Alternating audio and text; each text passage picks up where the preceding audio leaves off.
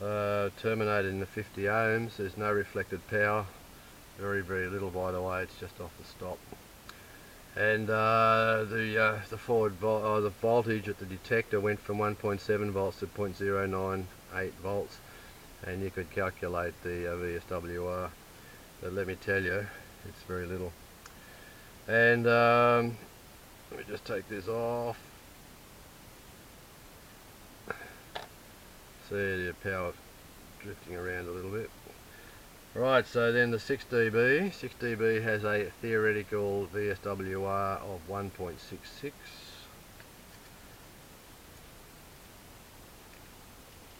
There, a bit higher. Okay, so if you want to calculate the VSWR of this open circuit attenuator, which is 6 dB forward, 6 dB back, it's a 12 dB return loss. It's reading 1.7, it should be reading 1.66, but we won't complain. And the forward voltage went from, well, not the forward voltage, the detector voltage went from 1.7 volts to 0.332 volts, and you can calculate, it should turn out to be a 1.7. And just for kicks, I'm not too sure about this. Yep. Okay, this one's 3 dB, has a return loss of 6 dB if it's open circuit, so it should be VSWR 3. Oh presto man, can't complain about that. Okay, that's a 3 dB attenuator, but power goes to the end, reflects back through the 3 dB is actually a 6 dB, or half voltage. 6 dB is half voltage, you'll know it's a half scale on the meter, and you can calculate your VSWR.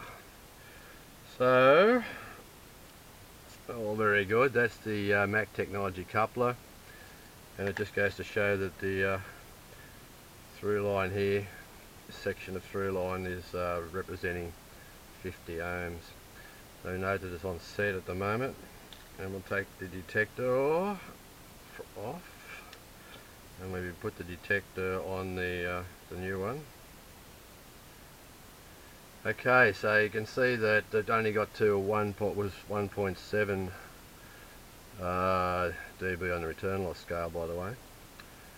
Half the power, half the voltage was 6, so this return loss scale can be read off as dB.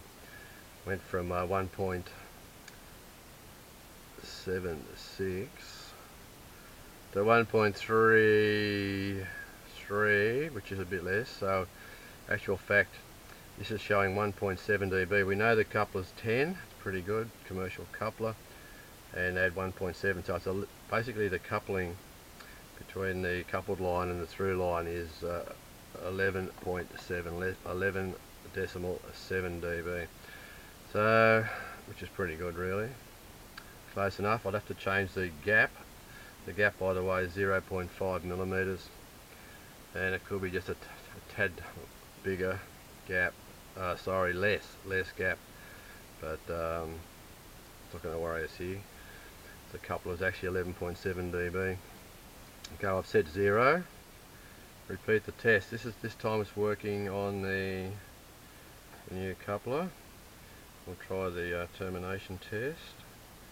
It'll probably make a liar out of me, will it? Oh, not bad. It's pretty close to 0.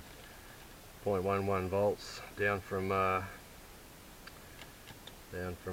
was it, 1.33 or something. Okay, so it passed the termination test. Back to 0, 100%. 6 dB should be 1.66, and it's reading 1.6, close enough. Just a needle width under 1.6, and the other coupler was reading 1.7, so it's pretty good really.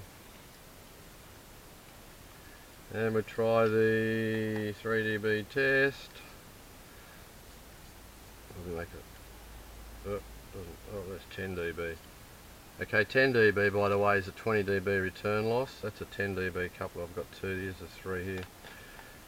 It's DC to 18 gigahertz. It's a very good quality attenuator.